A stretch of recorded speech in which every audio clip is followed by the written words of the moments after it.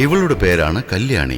ദൈവത്തിനെ എത്രമാത്രം സ്നേഹിക്കുന്നുവോ അതുപോലെ തന്നെയാണ് ഭർത്താവിനെയും സ്നേഹിക്കുന്നത്. ശ്രീരാമന് സീതയെപ്പോലെയാണ് ചന്ദ്രന് കല്യാണിയും. ഇദ്ദേഹം കല്യാണിയുടെ ഭർത്താവാണെങ്കിലും മുത്തശ്ശിയെ കണ്ടാൽ അടിമുടി വിറയ്ക്കും. ഈ മുത്തശ്ശിയുടെ പേരാണ് ഭാരതിയമ്മ. ഭാരതമാതാവെന്ന് പറഞ്ഞാൽ വലിയ ഇഷ്ടമാണ്. സ്വാതന്ത്ര്യം എന്നാൽ എന്താണെന്ന് ചോദിക്കുന്ന ഈ കാലഘട്ടത്തിൽ ഇനിയും സ്വാതന്ത്ര്യത്തിനു വേണ്ടി പൊരുതാൻ തയ്യാറാണിവർ.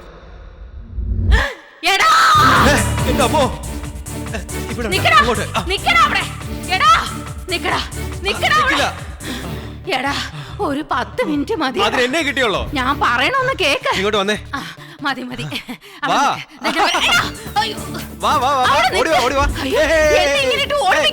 നിന്നോട് എനിക്ക് മക്കളെ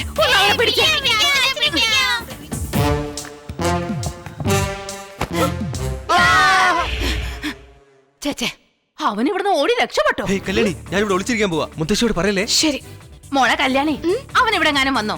ഇവിടെ വന്നില്ലല്ലോ. വന്നില്ലെന്നോ? പിന്നെ അവൻ എങ്ങോട്ട് പോയി? എടാ, നീ എവിടെയാ ഉള്ളത്? എന്റെ ദൈവമേ.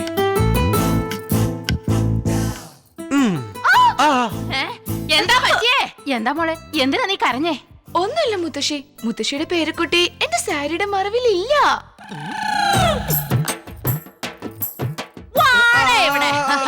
നീ ഇവിടെ സാരിയുടെ ഇടയിൽ ഒളിച്ചിരിക്കായിരുന്നില്ലേ? ഞാൻ കണ്ടുപിടിക്കില്ലെന്ന് വിചാരിച്ചോ? എന്റെ പൊന്നു മോള് പറഞ്ഞത് കൊണ്ട് ഞാൻ നിന്നെ കണ്ടുപിടിച്ചു. പ്രായമായി എന്നെ നീ വല്ലാതെ ഇട്ട് ഓടിച്ചില്ലേടാ. ആർക്കാടാ ഇവിടെ ധിക്കാരം?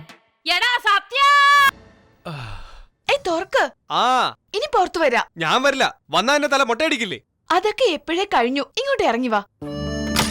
എന്ത് കഴിഞ്ഞെന്നോ? ആ കൊച്ചുകുട്ടിയുടെ തല മൊട്ടയടിച്ച് ഡ്രസ് ഇടിച്ച് കാണൂ അല്ലേ? എടി, ആ തലമുടി അങ്ങനെ കെട്ടാതെ ബോബ് കട്ട് ചെയ്തൂടെ? അത് നന്നായിരിക്കുമല്ലോ. ഒന്നും മിണ്ടാതിരിക്കുന്നുണ്ടോ? പെൺപിള്ളേർക്ക് പിന്നിടുന്നതാ ഭംഗി. അതെ അതെ, ആ തലമുടി കണ്ടിട്ടല്ലേ ഞാൻ അതിൽ വീണു പോയത്. എല്ലാരും ഒന്ന് കണ്ണടച്ചേ. എല്ലാരും കണ്ണ് മുറുക്കെ അടച്ചോണം കേട്ടോ. ഇപ്പോഴൊന്നും തുറക്കല്ലേ. കണ്ണാടിയാ മുത്തശ്ശി, കണ്ണാടി. മനസ്സിലായി മനസ്സിലായി, എനിക്കെല്ലാം മനസ്സിലായി. നീ ഇങ്ങനെ കണ്ണാടി കാണിച്ചോണ്ടിരുന്നോ? കുട്ടികൾക്ക് സ്കൂളിൽ പോകാൻ സമയമായി. ശരിയല്ലേ?